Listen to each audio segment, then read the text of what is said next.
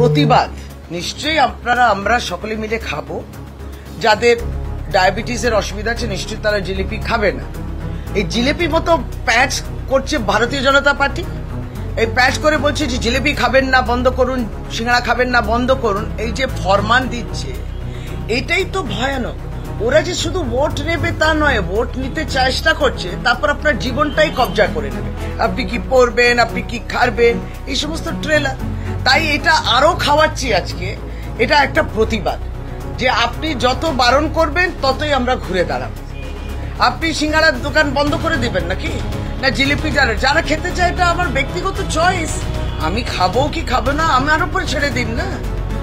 তো এটা কেন হবে যে আপনারা কেউ খাবেন না? সে তো ডাক্তারের কাছে গেলেই তেলে ভাজা ইত্যাদি বলে। তাই বলে আপনি তো ফরমান দিতে পারেন না যে বন্ধ করুন, এগুলো খাওয়া উচিত না।